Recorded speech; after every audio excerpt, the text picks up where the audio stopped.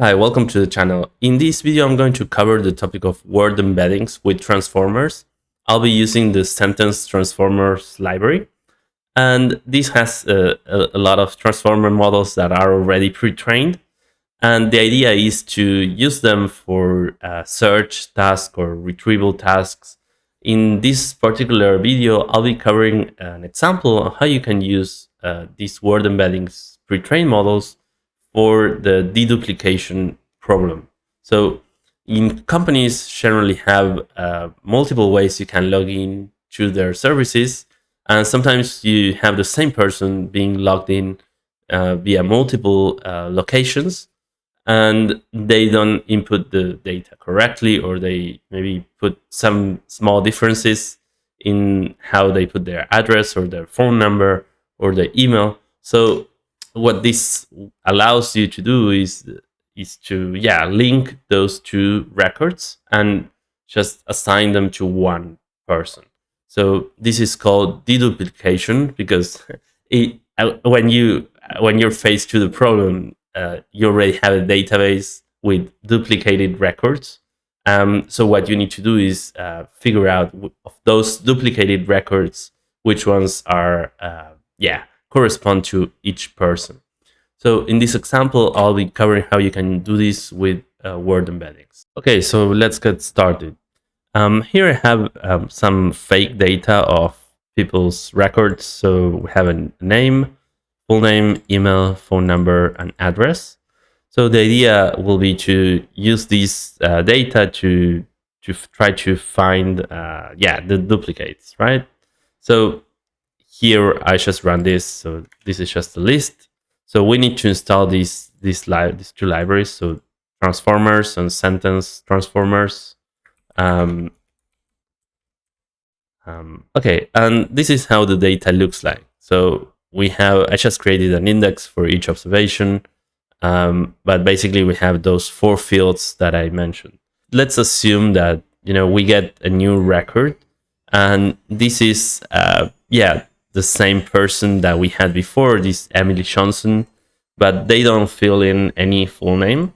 They don't give us an address, and they give us their email, but it has a typo. So in the actual data, this is the correct email. So how can we match this new record that we got from, let's say, some other logging service with the ones that we have in our data frame? So here I have this data frame. So I've already run this. So we have 22 rows.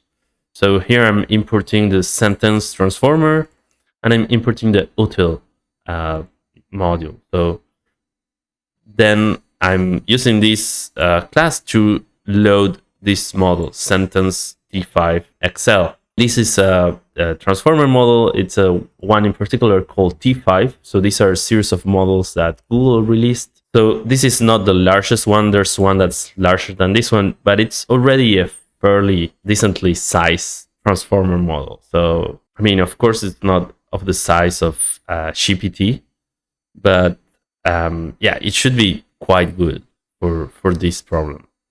And we can actually open it in Google Colab. So in Colab, you have access to a GPU. So you just need to go to runtime and just change runtime and just click GPU here. So basically, it's downloading the model weights. So this is one of the things that this library takes care of. But the model is hosted in Hugging Face. So you could load it directly from Hugging Face if you wanted. Okay, so this worked fine. So now we have this new record. So the first thing we need to do is create embeddings for each of the fields that we're going to use. So what I'm doing is really model.encode. Then I just pass the list of the field that I want to encode. And I do the same thing for the emails here and the address. And then for the phone number, I mean, you could do the same for the phone, but I thought it made sense to replace all these, symbols and white space, just keep the numbers. And then you could just do a perfect match of what remains in the string. So this is what the cleaned data looks like. All I did is just clean the phone number. basically here I select the column, convert it to string, and then do replace. And I pass this regular expression that mainly convert to nothing, whatever that's not a number. Okay, after we have this and we have cleaned the phone column, we can continue with the logic that we wanted to create. How do we find this kind of similar record in our data? So just to make it a little bit more explicit, here I have the embeddings of the names, and this has size of 22 rows and 788 columns. And this is kind of the size of the model, the embeddings, right? So this is how this tensor looks like. So each of the names, so these these characters are encoded by the first row of the vectors. So so basically what we're doing is converting this text. So this Emily Johnson, we're converting it to a bunch of numbers. So actually 768 numbers. So, and each row of this tensor corresponds to one observation of the full name. In this case, that we're looking at the names. So the same would happen with the email embeddings. So in order to do this search, we need to encode the new record. So let's take a look at this function that does that. So here I import torch, and then I in this function I pass in a query that will be the new observation. I pass in a model, I pass the embeddings, and I pass the document. So the embeddings will be what we did before. We already embed all our database. The documents will be the string associated to each observation. And yeah, top 5 is the number of records that we want to have returned. So what's going on here is that we encode the first, the new record, this query, quote unquote, and then we compute the cosine similarity between this new observation and all our database.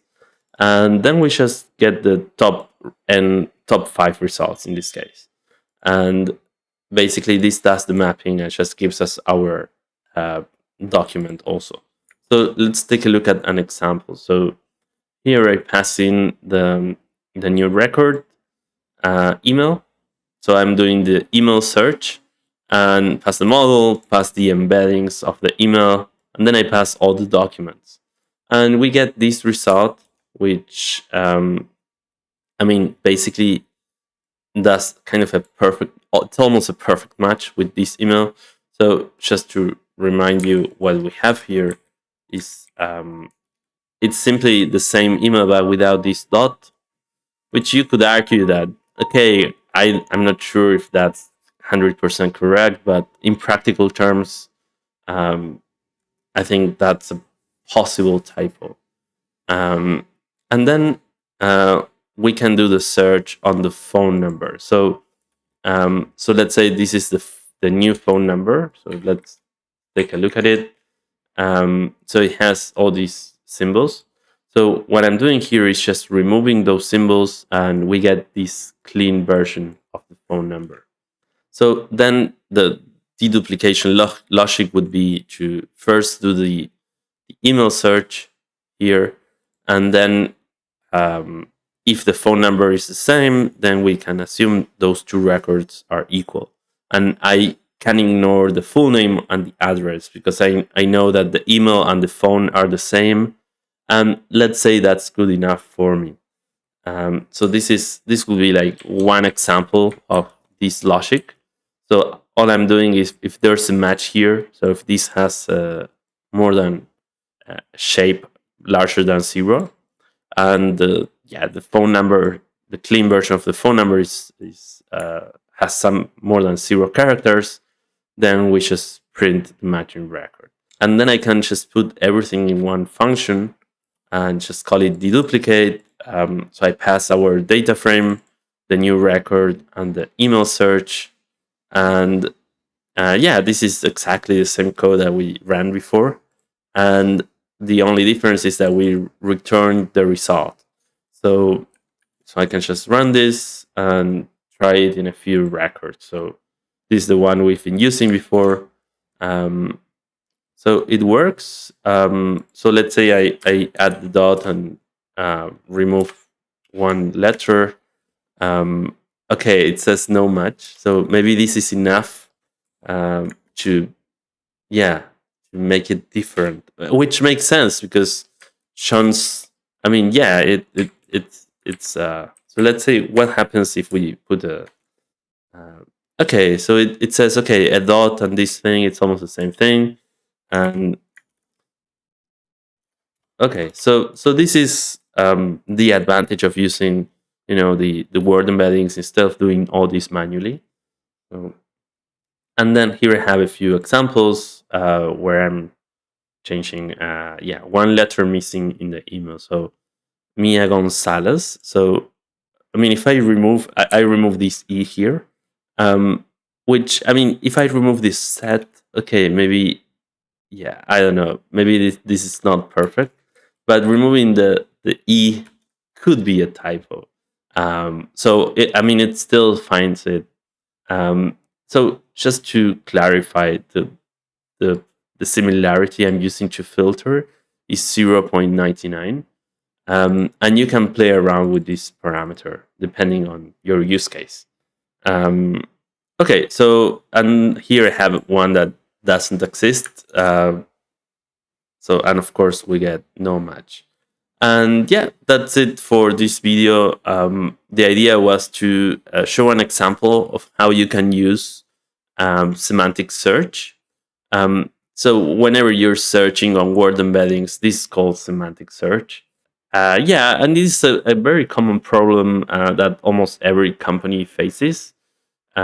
Generally, there are companies that just do this, so they only they specialize in this problem. So they have already custom built solutions. But if you do some work, you can probably do better than these companies. So I think it's a very interesting project, and there's a clear advantage on you working on this because the company it's already paying for this already. So if you build it in house, you can save that amount. So yeah, I hope you enjoyed the video. I'll upload the code also. So let me know in the comments what you think.